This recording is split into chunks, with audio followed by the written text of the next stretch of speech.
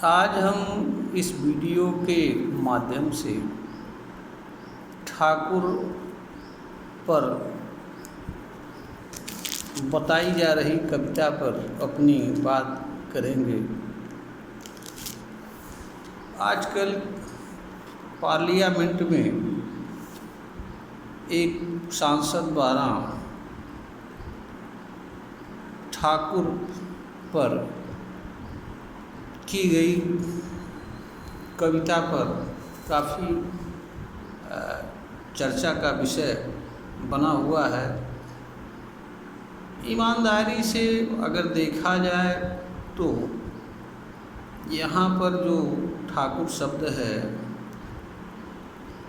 और उस पर जो कविता लिखी जा रही है या बताई जा रही है, उसका आशय ऐसे लोगों से है जिन लोगों ने अतीत में हमारे देश पर शासन किया, चाहे वो क्षत्रिय रहे हों या मुसलमान रहे हों या किसी अन्य जात के रहे हों। और इस कविता के माध्यम से जमींदारी की व्यवस्था में जमींदार लोगों की जो स्थिति थी और उनके अधीन रहने वाले जो लोग रियाया थे, दोनों की स्थिति को साफ साफ रूप में स्पष्ट करने का प्रयास किया गया है। और उस स्थिति को दिखाया जा रहा है जो जमींदारी में जमींदारों द्वारा अपने अधीन रहने वाले रियाया के साथ व्यवहार किया जाता था। जहाँ तक जमींदार की बात है, जमींदार केवल क्षत्रिय ही नहीं होते थे, ब्राह्मण थे, उसमें मुस्लिम भी शामिल था, तमाम जातियाँ शामिल थी। बैकवर्ड बिरादरी में आने वाली भी जातियाँ तमाम जगह जमींदार थीं। जमींदार का अर्थ जो जमींदार थे, जिनकी जमींदारी थी, जिनके अधीन तमाम लोग रहते थे। तो यह कविता उसी परिप्रेक्ष्य में कही गई है। यह यहाँ पर ठाकुर का अर्थ सिर्फ क्षत्रिय से या राजपूत से नहीं है। यह सही है कि ज़्यादातर अवसरों पर या ज़्यादातर जमींदार क्षत्रिय रहे, ठाकुर रहे। इस कारण से लोग इसको हमारे जो क्षत्रिय भाई हैं उसे स्वयं से जोड़ रहे हैं, जो कि किसी भी दृष्टिकोण से उचित नहीं है। क्योंकि जो कविता में जो बातें बताई गई हैं, वास्तव में जमींदारी काल में कुछ इसी तरह का कार्य जमींदार के लोगों के द्वारा किया जाता था और वहाँ सब कुछ जमींदार का ही होता था। जिसकी ज़मीन में लोग बसते थे वह भी जमींदार की होती थी और जमींदार उनको अपनी इच्छा के अनुसार कार्य करने के लिए विवश करता था। वास्तव में रियाया केवल खेत को जोतता था और इसके अलावा उसके पास कोई अधिकार नहीं था। यह एक सच्चाई है, परंतु यह भी सच्चाई है कि आज हमारा देश संविधान से चल रहा है। आज हर कोई विधि के समक्ष एक समान है। न तो आज कोई जमींदार है और न ही उसके अधीन रहने वाला कोई व्यक्ति है, शासित है। संविधान के समक्ष सभी लोग समान हैं, चाहे वो देश का सबसे बड़ा धनी व्यक्ति हो, चाहे वो प्रधानमंत्री हो, जज हो, कलेक्टर हो, अथवा अंतिम पायदान पर खड़ा हुआ व्यक्ति हो। सबके अधिकार और कर्तव्य एक समान है। संविधान में कुछ अपवाद स्वीकार किए गए हैं और उन अपवादों का कारण भी हमारा संविधान बताता है। इन अपवादों में आरक्षण है, अल्पसंख्यकों के लिए विशेष सुरक्षा है, और जो पिछड़े और कमज़ोर किस्म के राज्य हैं उनके लिए विशेष पैकेज या प्रावधान की भी व्यवस्था है। यह सभी चीज़ें आपवादिक हैं। जहाँ तक बात सामान्य रूप से है, हर कोई विधि के समक्ष समान है और विधि सबको एक समान संरक्षण प्रदान करती है। अनुच्छेद 301 के तहत हर देश का हर नागरिक देश के किसी भी भाग में बस सकता है, आ सकता है, जा सकता है, रोजगार कर सकता है, व्यापार कर सकता है। आज हर व्यक्ति को अपने रोजगार, व्यवसाय, पेशा आदि का चुनाव करने की स्वतंत्रता है और हर नागरिक को देश के संविधान एवं विधि के अनुसार देश की सत्ता में भागीदारी करने का अधिकार और अवसर है। हाँ, यह सही है कि इस तरह के अवसर का लाभ साधन संपन्न लोग ही उठा पाते हैं। कमज़ोर लोग इस तरह के अवसरों का लाभ नहीं उठा पाते हैं।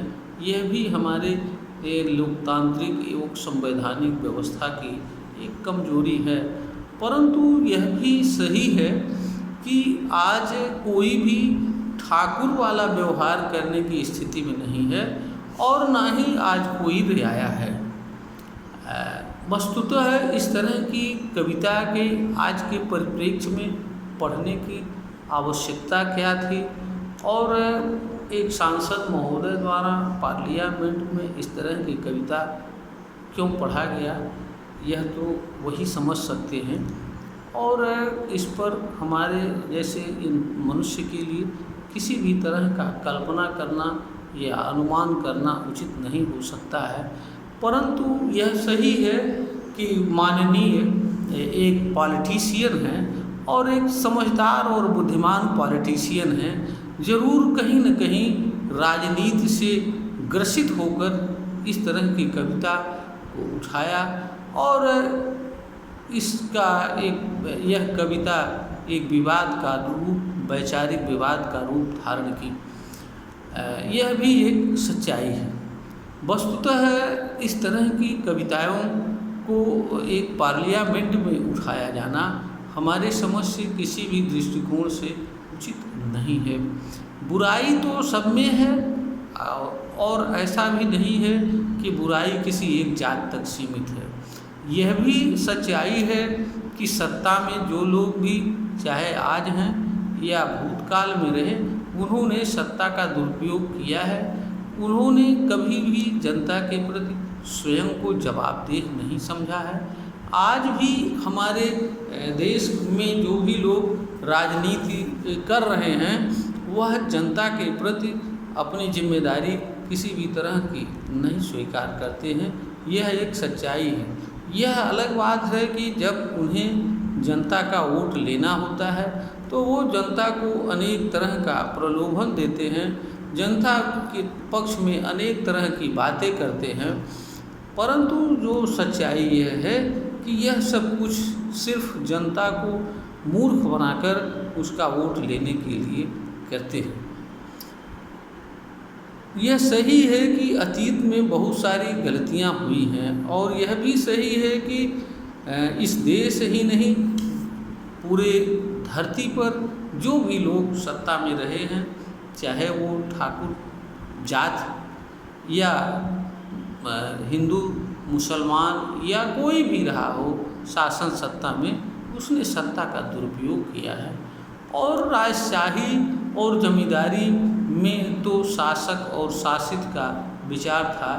यह तो लोकतंत्र और इसकी व्यवस्था आई, संवैधानिक व्यवस्था आई, जिसने जनता के अधिकारों को स्वीकार किया। अन्यथा राजशाही में जनता और उसके अधिकार जैसी कहीं कोई बात नहीं थी।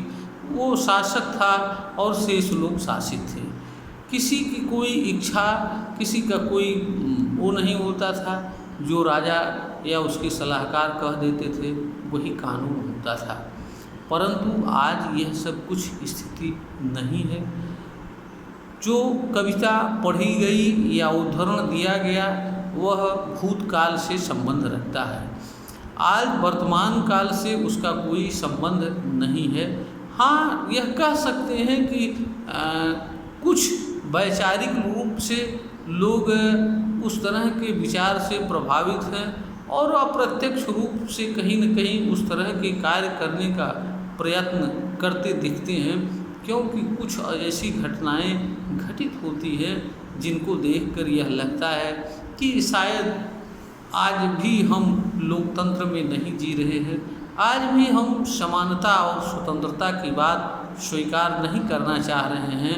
आज भी हम कहीं 100 साल पहले या 500 साल पहले उसी पुरानी विचारधारा से ग्रसित हैं और प्रभावित हैं, और हमें ये लगता है कि हम ही ने बहुत कुछ किया है, बाकी लोगों ने नहीं कुछ किया है, और हम ही शासन करने के लिए जन्म लेते हैं, बाकी लोग तो केवल हमारे इशारों पर नाचने के लिए जन्म लेते हैं। इस तरह की कुंठित मानसिकता से आज लोगों को बाहर आने की आवश्यकता है। देश सबका है, सबको पढ़ने, बढ़ने और कार्य करने का अवसर है। आज का युग जियो और जीने दो का युग है। आज का युग शासन शासित का युग नहीं है।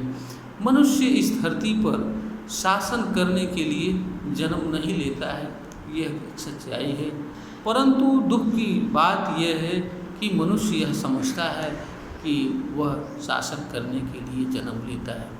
दरअसल शासन और राजसत्ता का उदय उस कारण से हुआ जब मनुष्य सामूहिक रूप से शांतिपूर्वक जीवन जीने में असफल रहता है।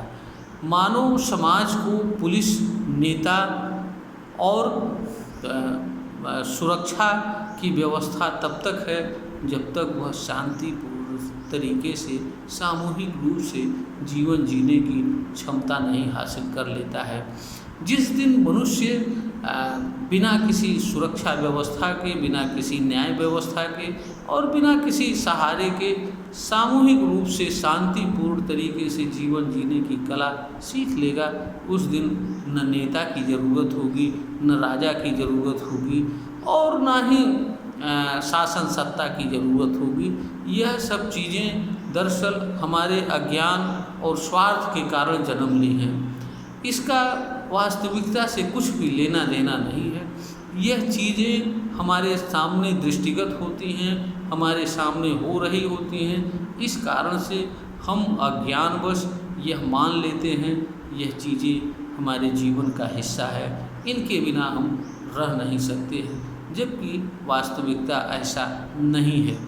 यह हमारे अंदर अब जो अहंकार बैठा हुआ है वह उसका परिणाम है, क्योंकि अहंकार हमें दूसरों को अपने समान स्वीकार करने नहीं देता है।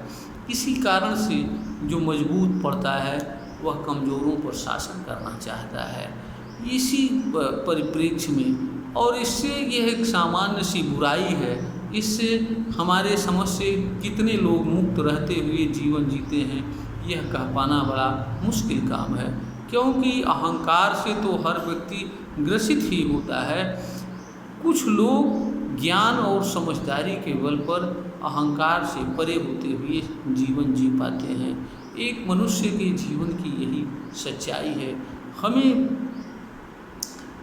आज इस भावना से, विचार से मुक्त होकर के कार्य करने की आवश्यकता है। अतीत काल में किसने क्या किया, किसने क्या नहीं किया, किसने कौन सा गलत काम किया, किसने कौन सा अच्छा काम किया, उससे हमारा वर्तमान सुधरने वाला नहीं है। आज हमारे सामने वर्तमान है, हमेशा वर्तमान रहता है, अतीत कभी नहीं रहता है और भूत काल और भविष्य भी हमारे सामने नहीं रहता है। इसलिए हमें वर्तमान को सुधारने और उसको अच्छा बनाने के लिए कर्म करना चाहिए। हर देशवासी का जहाँ भी हो, जिस रूप में हो, सबकी कोई न कोई भूमिका है, कर्तव्य है। हर कोई ईमानदारी से अपनी भूमिका और कर्तव्य का निर्वहन करे तो हम भारत को अच्छा से अच्छा देश बना सकते हैं और उस ऊंचाई पर ले जा सकते हैं जहाँ पर शायद कोई भी देश नहीं है। परंतु इसके लिए हर किसी को ईमानदारी से अपने कर्तव्य को समझना होगा। हर व्यक्ति कहीं न कहीं दूसरे के लिए कुछ कर रहा होता है, चाहे वो एक लेबर हो, चाहे वो डॉक्टर हो, चाहे वो वकील हो, चाहे वो कर्मचारी हो, चाहे वो नेता हो, चाहे वो कलाकार हो, चाहे वो किसी प्रकार का बुद्धिजीवी हो। हर कोई दूसरों के प्रति किसी न किसी रूप में जिम्मेदार है और जवाबदेह है। हर किसी को अपनी जिम्मेदारी को, जवाबदेही को समझना चाहिए, उसके अनुसार कार्य करना चाहिए। अतीत में किसने क्या किया, इस पर चर्चा करने से कोई लाभ नहीं होगा। ऐसा हमारा अपना सोच एवं विचार है जिसे हम इस वीडियो के माध्यम से रख रहे हैं। हम आशा करते हैं कि जो भी लोग इस वीडियो को देखेंगे वह ज़रूर उनसे उन्हें कुछ लाभ होगा और उनके अंदर देश समाज के प्रति, स्वयं के प्रति किसी न किसी रूप में एक सकारात्मक विचार एवं भावना जागृत होगी। कुछ अच्छा करने का अवश्य प्रयास करेंगे, ऐसा हमारा अपना निष्कर्ष है।